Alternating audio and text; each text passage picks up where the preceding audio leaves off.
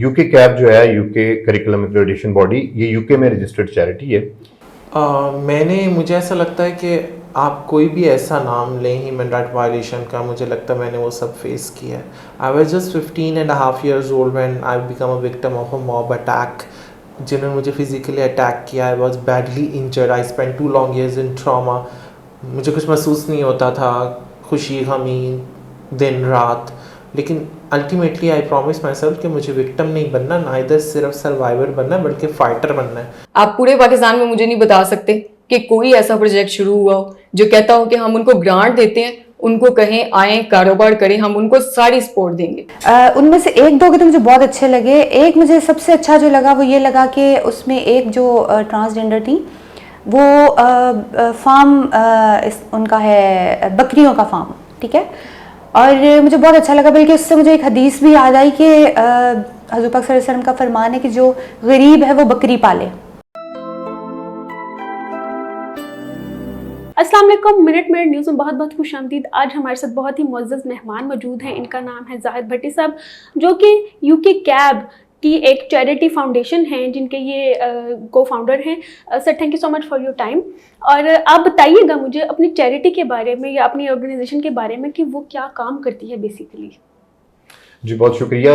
UK cab जो है, UK curriculum accreditation body, ये यूके में रजिस्टर्ड चैरिटी है और 2005 में हमने इसको स्टार्ट किया था। वहाँ पर लोकल कम्युनिटी के जो लोग हैं उनको सपोर्ट करने के लिए, पर्टिकुलरली उनको फैसिलिटेट करने के लिए इंग्लिश लैंग्वेज के लिए, ताकि वो लोकल लाइफस्टाइल में अपने आप को मर्ज कर सकें। और फिर स्लोली हमने इसमें बहुत सारे और प्रोजेक्ट किए, फर्दर एजुकेशन, हायर एजुकेशन, और साथ ही साथ इसका एक प्रोजेक्ट जो है वो फीडो नीडो है, जो उन मुस्तहिक लोगों के लिए है जो यूके के अंदर खाने की तमाम फैसिलिटीज से महरूम है। उसके साथ ही एक उसका जो प्रोजेक्ट है वो अरेबिका कैफ़े है, जो फ्री कैफ़े है। 5 सेंटर हैं उसके, हमारे London, Birmingham, Manchester, Bradford, Leicester में। और उन कैफ़े में कोई भी आ सकता है और कोई स्टाफ मेंबर उनसे कभी कुछ नहीं पूछेगा। उनको टी, कॉफ़ी, लंच, डिनर जो भी अवेलेबल होगा वो उनको फ्री सर्व किया जाता है। और इसके साथ इसके एक और प्रोजेक्ट है जिसका नाम है गो ग्रीन। गो ग्रीन का मकसद है कि ग्रीन लाइफस्टाइल को ऑप्ट किया जाए, लोगों को एजुकेट किया जाए, अवेयरनेस की क्रिएट की जाए। और इसका पाकिस्तान में हमने 2 साल पहले कुछ काम करना शुरू किया था, और लास्ट ईयर हमने यहाँ पर तहफ़्फ़ुज़ दरसगाह के नाम से पंजाब पुलिस के ताउन से और उस वक़्त के interim chief minister Mohsin Naqvi साहब के हमने एक ट्रांसजेंडर के लिए, ख्वाजा सरा कम्युनिटी के बच्चों के लिए एक स्कूल बनाया था, जो कि जल्लो में है। और ये हमारा पाकिस्तान में काम हो रहा है और मज़ीद हम इस पे काम कर रहे हैं अभी। पाकिस्तान में आपके क्या क्या प्रोजेक्ट्स हैं? तो आपने यूके में बहुत अच्छे गिनवाए। पाकिस्तान में जो प्रोजेक्ट्स जिन पर आप इन फ्यूचर काम कर रही है अभी आपके लिस्ट में हैं वो?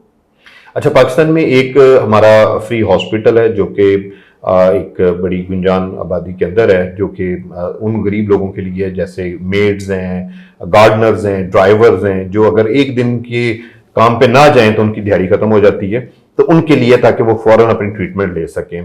कोई इमरजेंसी एक्सीडेंट हो जाता है, कोई ऐसी चीज़ है, कोई पेट दर्द है, कोई और ऐसी बीमारी आई है, तो उसका फौरन इमीडिएट इलाज दिया जाए।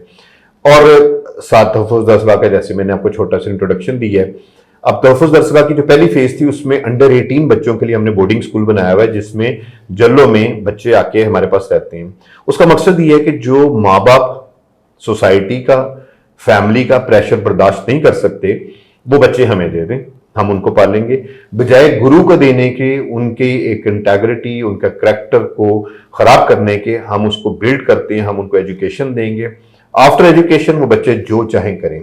वो मेरा फोकस उन बच्चों को कोई ना कोई चीज ऐसी प्रोफेशनल सिखाने का है, जो कि बाद में आफ्टर 18 वो जाके अच्छे तरीके से एक कम्युनिटी का हिस्सा बन सकें। सोसाइटी, कम्युनिटी बेस ही तब करती है जब हम लेवल ऑफ टॉलरेंस और रिस्पेक्ट बढ़ाते हैं। इन बच्चों के अंदर वो चीज आ चुकी है। अब सेकेंड फेज में हम 19+ बच्चों के साथ जा रहे हैं, जो कि कहीं ना कहीं से एजुकेशन ले चुके हुए हैं, अपनी जिंदगी काफी सारे साल आगे बढ़ा चुके हुए हैं, बट उनके पास वो फैसिलिटीज, वो अपॉर्चुनिटीज मौजूद नहीं है जिसमें वो कोई चीज कर सके। तो उसमें हम उनको एंटरप्रेन्योरियल ट्रेनिंग दे रहे हैं। वो ट्रेनिंग वो लेंगे, ट्रेनिंग लेने के बाद वो अपना आइडिया पिच करेंगे और जो हमारी ऑर्गेनाइजेशन है तहफ़्फ़ुज़ दरसगाह और यूके करिकुलम एक्रेडिटेशन बॉडी, ये उनको 1 लाख रुपए तक सीड फंडिंग दे रहे हैं और 1 साल तक हम उनको फैसिलिटेट करेंगे उनके अकाउंट्स, उनकी मार्केटिंग, उनको फर्दर एनहेंस करने के लिए बिजनेस। सो लेट्स सपोज अगर कोई टेलरिंग का काम करना चाहता है और उसको अपना कोई टेलरिंग शॉप बनानी है, या सैलून का काम करना चाहता है, या सोशल मीडिया का ऑफिस खोलना चाहते हैं, या कोई न्यूज चैनल बनाना चाहते हैं, जैसे आजकल ऑनलाइन न्यूज चैनल चल रहे हैं, वो हम उनको फैसिलिटेट करेंगे, हम उनको इक्विपमेंट्स और बाकी चीजों में ट्रेनिंग प्रोवाइड करेंगे। तो ये हमारा मकसद है इसमें। और इसी का तीसरा जो फेज है वो है 40 ईयर प्लस जो ट्रांसजेंडर हैं, जो किसी बीमारी में मुब्तला हैं, किसी लंबी डिजीज में, डायबिटिक्स हैं, डायबिटीज है उनको, या कोई और ऐसी बीमारी है, तो उनको हम हेल्प करेंगे कि बजाय इसके कि वो भीख मांगे सड़कों पे जाकर, वो अपनी लाइफ को अच्छे तरीके से गुजार सके। तो ये हमारे अभी तक के प्रोजेक्ट है। सर, आपने ट्रांसजेंडर की बात की तो मैं आपसे यहाँ पर थोड़ा सा स्पेसिफिकेशन वाला क्वेश्चन पूछना चाहूँगी। Either you are focusing only on transgender, या पाकिस्तान में या लाहौर में या जिधर आपके ऑर्गेनाइजेशन हैं, कोई अगर वैसे बंदा आ जाए और आपको कहे कि मैं लाचार हूँ या मुझे हेल्प करनी चाहिए, तो आप उसको भी उसी तरह सपोर्ट करें जिस तरह आपने इन सब तहफ़्फ़ुज़ दरसगाह के बच्चों को किया है? अच्छा, ये आपने बड़ा अच्छा क्वेश्चन किया है। आपने बहुत सारी ऑर्गेनाइजेशन देखी होंगी पाकिस्तान में जो यतीम मस्कीन बच्चों के लिए खुले में इदारे, बहुत सारे बड़ी ऑर्गेनाइजेशनें, बहुत सारे इंडस्ट्रियलिस्ट उनको सपोर्ट करते हैं और वो स्कूल और उनके वो जो ऑर्फनेज हाउसेज हैं वो चल रहे हैं। ये अपनी नौयत का पहला है। तो इसलिए जो आम बच्चा है, जो रूटीन का बच्चा है, जो बाहर भीख मांग रहा है, एजुकेशन से आउट है, उसको तो किसी भी जगह मिल जाएगी, मगर अगर इस बच्चे ने अपनी जिंदगी की ये साल जाया कर दिए तो इसको पूरी जिंदगी कोई मौका नहीं मिलेगा। तो ये जरूरी है कि हम पहले फोकस होके इस कम्युनिटी के साथ इसको फैसिलिटेट करें। So how do you trace all those, ये कि इनको ज़रूरत है, इनको किस तरह इवैक्यूएट कर सकते हैं, किस तरह रेस्क्यू कर सकते हैं आप? अगेन ये बड़ा ज़बरदस्त है। लोगों के अंदर इतनी नॉलेज नहीं है, ना ही वो इतना ज़्यादा अवेयर हैं, ना ही वो इस प्रोसेस के अंदर सोसाइटी का हिस्सा अभी तक बने हैं।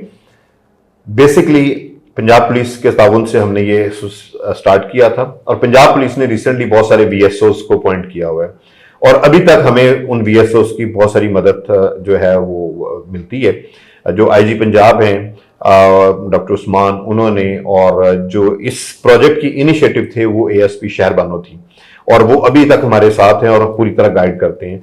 तो उनकी गाइडेंस से पुलिस को शेल्टर होम्स में या किसी और जगह पे जब ये बच्चे मिलते हैं तो वो बच्चे फिर हमारे पास ले आते हैं और हम उन बच्चों को फिर पूरी तरह बोर्डिंग फैसिलिटी देती हैं। उनकी रिहाइश, खाना पीना, एजुकेशन, वो सब हमारी जिम्मेदारी है और उनको बहुत अच्छे तरीके से हम फैसिलिटेट करने की कोशिश करते हैं। आपके पास कोई एग्जाम्पल है जिसने पढ़ के यहाँ से फिर आपने उसको एंटरप्रेन्योरशिप में उसको कामयाब कोई बनाया और बिजनेस वो अपना रन कर रहा हो अभी? अच्छा, अभी हम बड़ी इनिशियल स्टेज पे, अभी तो 1 साल हुआ है, अभी इस साल हमने उसकी पहली एनिवर्सरी की है, मगर मुझे ये पूरा यकीन है कि डाउन द लाइन 2 साल 3 साल में बहुत सारे बच्चे जो हैं इस सोसाइटी का एक बड़ा मुनफरद तरीके से अपने आप को लेकर चलेंगे और एक रोल प्ले करेंगे।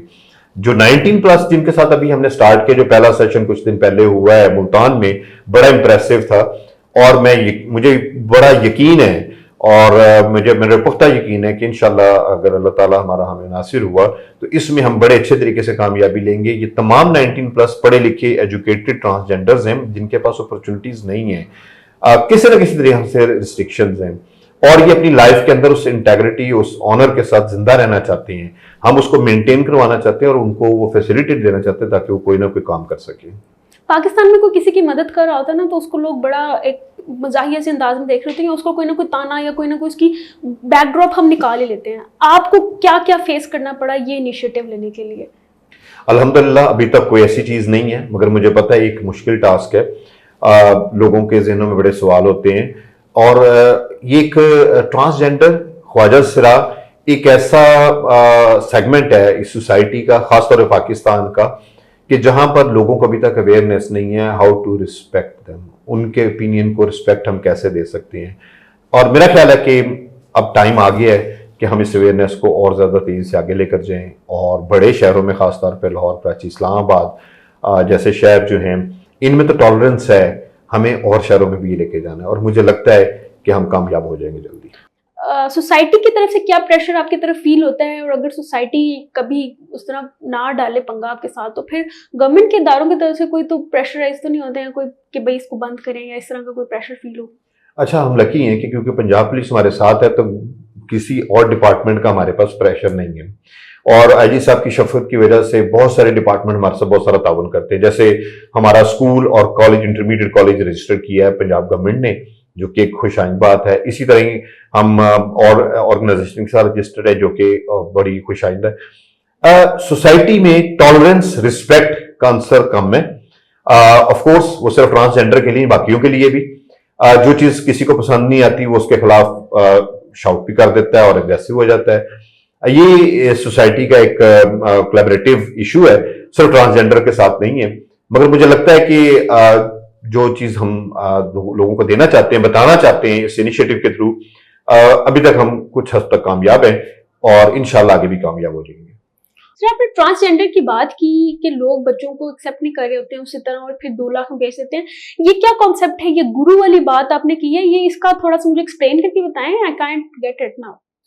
देखें, पाकिस्तान सोसाइटी में एक डिफिकल्ट सिचुएशन है। वो सोसाइटी में हम अभी तक एक आंसर, जिसे ईमानदारी का आंसर कहते हैं, वो नहीं ला सके। ईमानदारी सिर्फ ये नहीं है कि आपने मुझे इमानत दी और मैंने उसमें खयानत की, कि ईमानदारी ये भी है कि अगर मैं ईमानदारी के साथ अपने काम को पूरा कर रहा हूं, ईमानदारी के साथ मैं अपने बच्चे की परवरिश कर रहा हूं, ईमानदारी के साथ मैं घर का कोई भी काम कर रहा हूं, तो वो बेसिकली ईमानदारी ये है। ईमानदारी सिर्फ वो नहीं है कि जो आप समझते हैं, जिसको हमने यहां पर लोगों को कॉन्सेप्ट में दिया हुआ है। जो गुरु है उसके नजदीक ये बच्चा उससे बिलोंग करता है, तो और माँ बाप को वो ये कन्विंस करते हैं कि बच्चा हमें दे दे, और माँ बाप सोसाइटी का प्रेशर बर्दाश्त ना करते हुए, फैमिली का प्रेशर ना बर्दाश्त करते हुए, वो बच्चा कुछ थोड़े से माली फायदे के लिए गुरु को दे देते कुछ अरसे के लिए।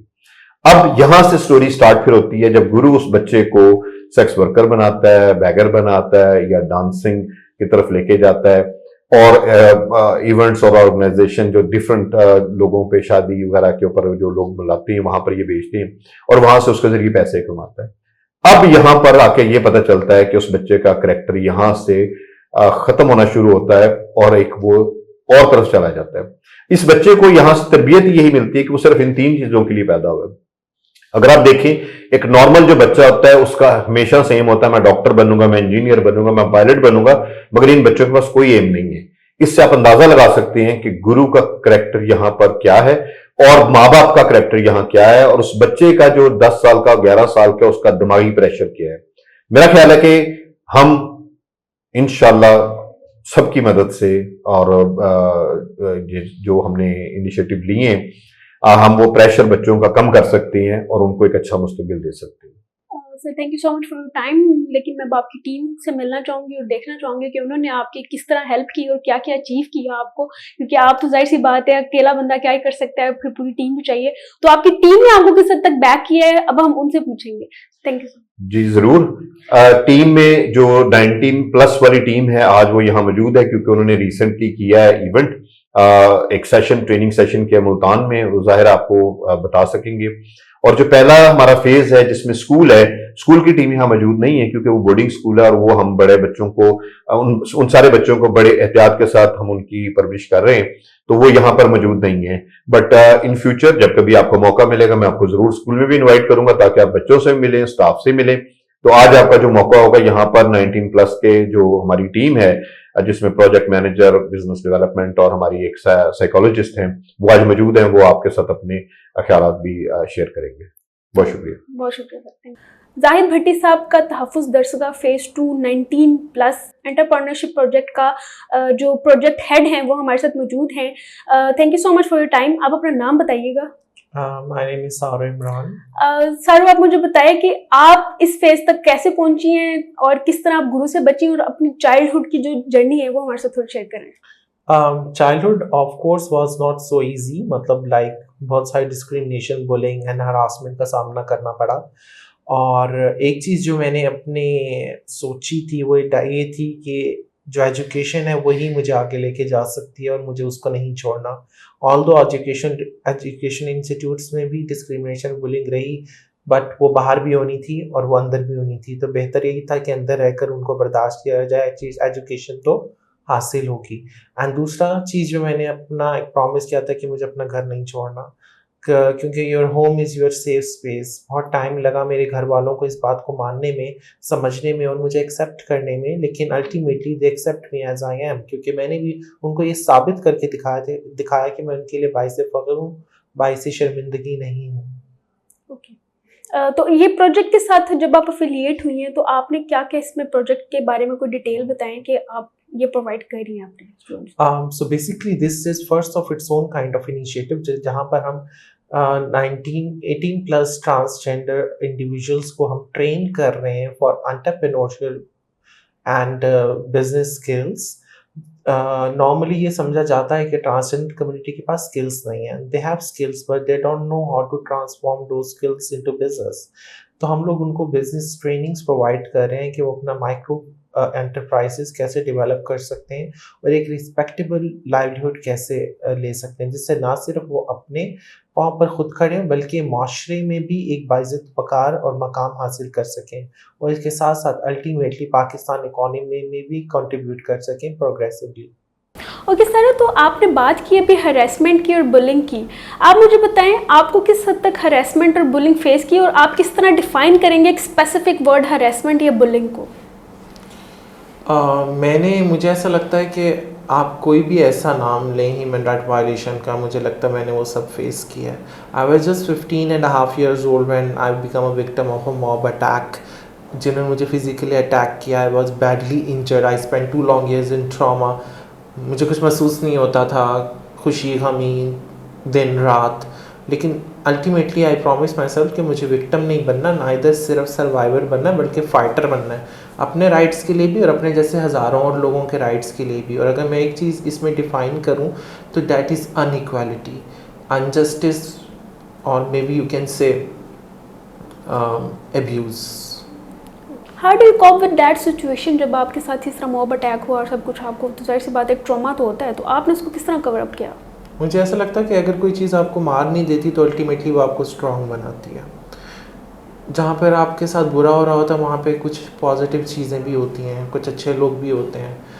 देयर वर सम पीपल जिन लोग जो होप बने मेरी ज़िंदगी में, उन्होंने मुझे होप दी दोबारा से एक नई ज़िंदगी शुरू करने की। एंड मुझे ऐसा लगता है कि ट्रॉमास कभी ख़त्म नहीं होते, वो स्टिल आपके साथ होते हैं, लेकिन आपको उनके साथ जीना आपको आदत हो जाती है उनको डील करने की। एंड एक मोटिवेशन भी बन जाती है कि आपने बाकियों के साथ वैसा नहीं होने देना। तहफ़्फ़ुज़ दरसगाह के साथ आप किस तरह कनेक्ट हुई और किस तरह आपको लगता है कि it is a different milestone for your community? मैंने सोशल मीडिया पे लिंक्डइन पर इसको रीच आउट किया था and I give an interview, मैंने विज़िट भी किया and I think this is a very great initiative for the protection of the under 18 child and capacity building of the above 18 transgender persons, because majority of the human rights violations जो हो रही हैं ख्वाजा सरा community पे, वो इस वजह से है कि वो फाइनेंशियली और इकोनॉमिकली अपने अब्यूज़र्स पे डिपेंडेंट हैं, और अब्यूज़र कोई भी हो सकता है।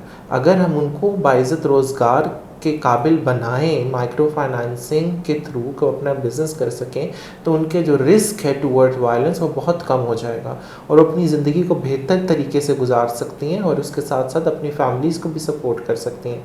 एंड मज़े की बात यह है कि जो ट्रांसजेंडर ख़वातीन अच्छा कमा रही हैं रिस्पेक्टेबल लाइवलीहुड के साथ, उनकी फैमिली भी उनको एक्सेप्ट करने लग जाती है अल्टीमेटली।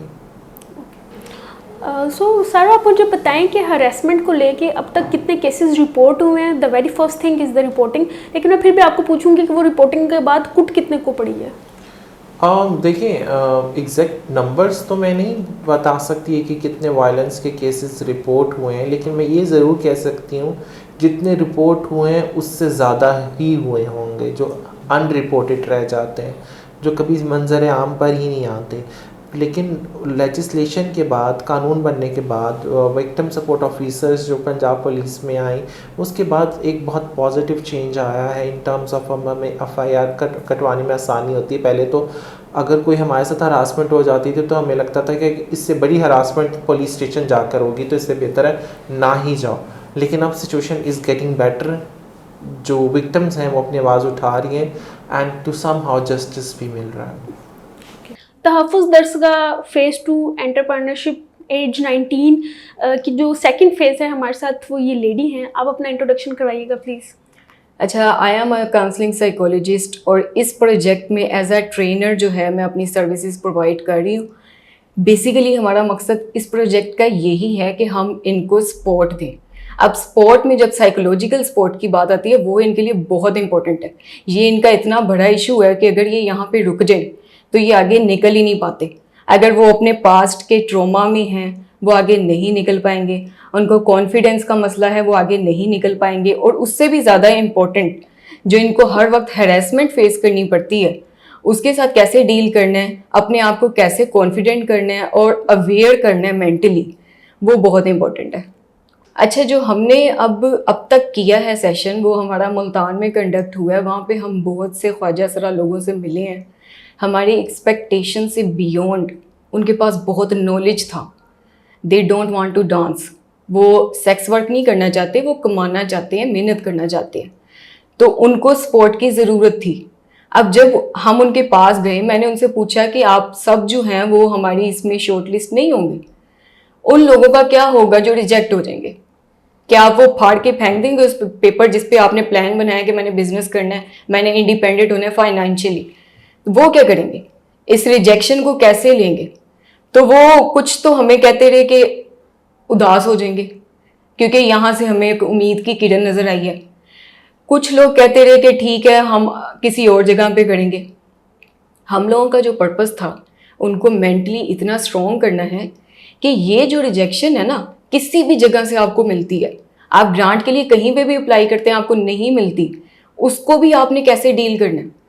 आपका एम्बिशन नहीं रुकना चाहिए। स्पोर्ट बदल सकती है, स्पोर्ट यहाँ से भी मिल सकती है, कहीं और से भी मिल सकती है, हो सकता है अगेन दोबारा उस सिटी में करें, वहाँ से भी मिल सकती है दोबारा आपको, कि आपका प्लान हमें दोबारा से लगे कि हाँ अब ये इस काबिल है कि इस पे की जा सकती है। बहुत सा मैंने देखा है कि काम हो रहा है। How do you think this work is different from other work जो कि ट्रांसजेंडर कम्युनिटी के लिए किया जा रहा है? ये यहाँ से डिफरेंट है कि हम चाहते हैं कि वो अपना फाइनेंशियल कारोबार करें। जो दूसरे काम होते हैं ना उनको एजुकेट करना, अवेयर करना, इस तरह के काम सोसाइटी में चलते जा रहे हैं साइड बाय साइड।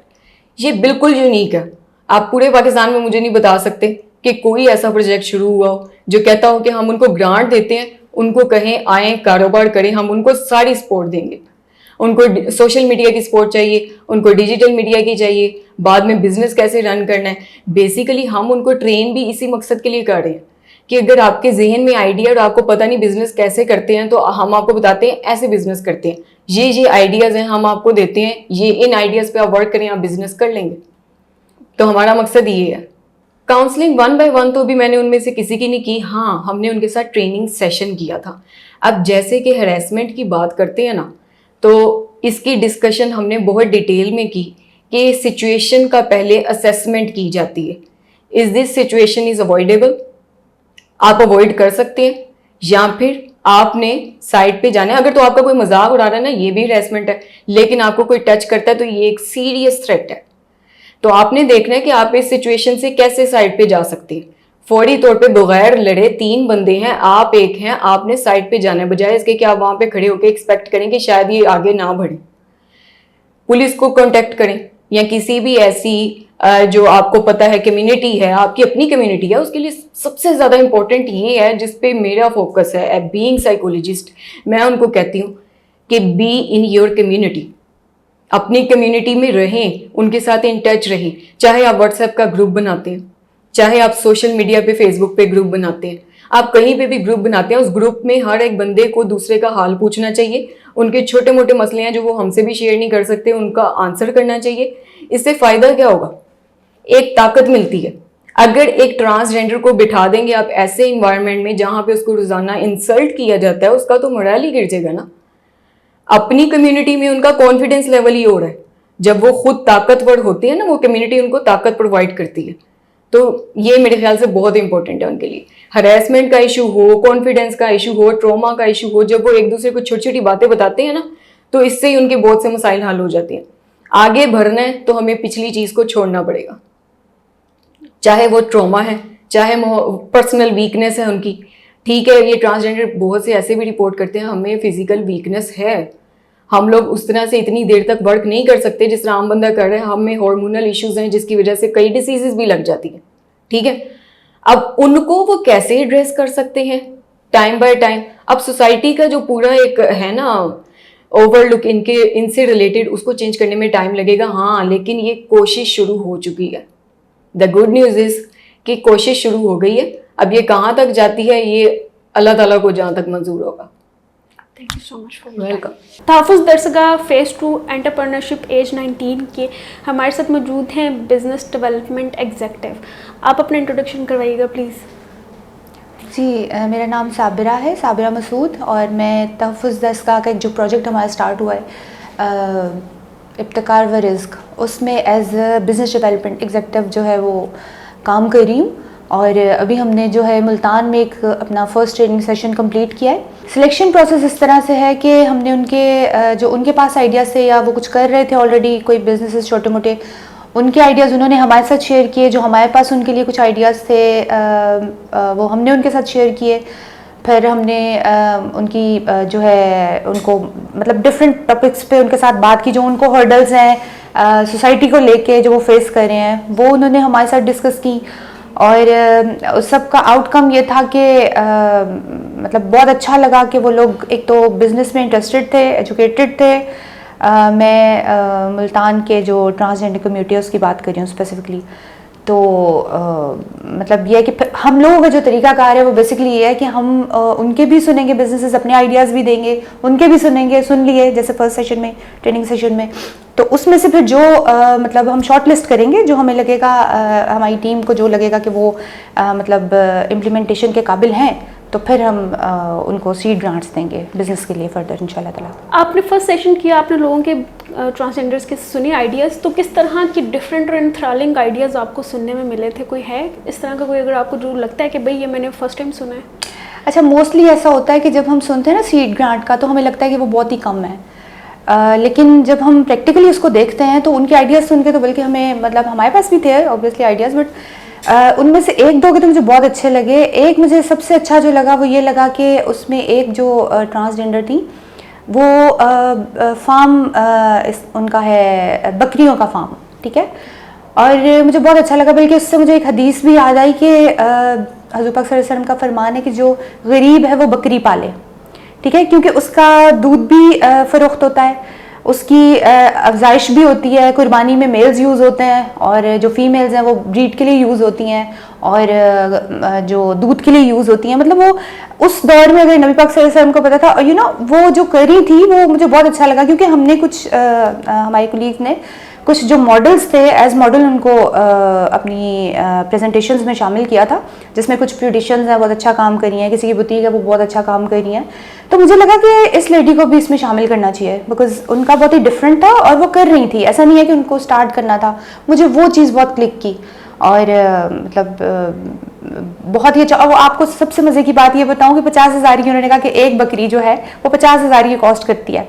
तो अगर हम सीड ग्रांट देते हैं तो उसमें तो ऑब्वियसली एक से ज़्यादा बकरियां ले सकती हैं और इस बिज़नेस को बढ़ा सकती हैं, और इस तरह और लोग भी, उसमें उन्हें कोई एजुकेशन की ज़रूरत नहीं है। हाँ, उनको उसकी नो हाउ की ज़रूरत है कि इनको किस तरह से लुक आफ्टर करना है। अभी तो हम इनिशियल स्टेजेस पे हैं बिल्कुल। जो हम देखिए, इट डिपेंड्स कि उस पर इम्प्लीमेंटेशन कैसा है, उसका कैसा रिस्पॉन्स है। ऑब्वियसली अगर वो लोग after having the seed grant वो अगर मतलब अच्छा उनका सिलसिला चल रहा होगा तो ऑब्वियसली हम उनको फर्दर भी जो है वो फैसिलिटेट करेंगे इंशाल्लाह ताला। जी बिल्कुल, हम सोशल मीडिया पे भी प्रॉपर अपना जो है वो with the passage of time हम उस पर भी कर रहे हैं, बल्कि फर्दर हम अब मैं उसको एक्सपोज तो नहीं करूँगी कि हम क्या करना चाह रहे हैं, लेकिन yes we are planning for. Sir, इस पर्टिकुलर प्रोजेक्ट को मैं पूछना चाहूँगी आपसे कि 1 साल बाद कहाँ देखते हैं आप? क्या क्या आपके मोटिव्स हैं जो आप सोचते हैं कि ये मैं अचीव कर लूँगा? देखें, ये जो हमने 1 साल पहले एक प्रोजेक्ट स्टार्ट किया था तहफ़्फ़ुज़ दरसगाह, जो अंडर 18 बच्चों के लिए था, वो माशाल्लाह से बड़ा सक्सेसफुल रहा है। मकसद था अवेयरनेस क्रिएट करना, मकसद था पेरेंट्स तक ये बात पहुँचाना कि अगर आप प्रेशर नहीं ले सकते फैमिली का, सोसाइटी का, वो बच्चे हमें दे दें। उन बच्चों के अंदर जो प्रेशर बिल्ड होता है, जो उनको ट्रेनिंग दी जाती है गुरु के through, dance, sex worker, bagging, वो ब्रेक हो गया। अभी बहुत सारे बच्चे बाहर हैं, बट एटलीस्ट अब कुछ ना कुछ हो रहा है और होना शुरू होगा। हमें देखिए और भी बहुत सारी ऑर्गेनाइजेशंस आई हैं जो कि एक बड़ा अच्छा इकदाम है, और मुझे लगता है कि अगर हमारी तरफ से नहीं तो किसी और ऑर्गेनाइजेशन की तरफ से बहुत सारे बच्चों का जो मुस्तकबिल है वो बच जाएगा, संवर जाएगा। दूसरे फेज के प्रोजेक्ट में जो हमने अभी स्टार्ट किया है, जिसका नाम है इब्तिकार व रिस्क, अपनी स्किल्स के साथ अपना रिस्क को पैदा करो, जो कि 19+ के लिए, जो उन ट्रांसजेंडर्स के लिए जो जिन्होंने किसी न किसी तरीके से कोई स्किल ली हुई है, एजुकेटेड हैं, मगर या तो वो जॉब नहीं कर सकते या उनको कहीं ना कहीं से कोई रुकावट आ रही है। अभी हमने सिर्फ ये पंजाब में किया है, 1 साल में हम पूरे पाकिस्तान में होंगे।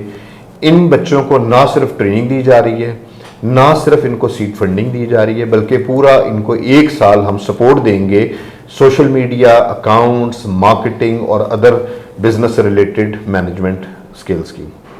और उसके बाद इन्हीं के थ्रू जो है हम दूसरे बिजनेसेस जो चेंबर्स के, हम जिन चेंबर्स के साथ, इस्लामाबाद चेंबर, पिंडी चेंबर, लाहौर चेंबर के हम मेंबर भी हैं, तो हम उन चेंबर्स को एंगेज करना चाहते हैं कि वो भी इन लोगों को सपोर्ट दें।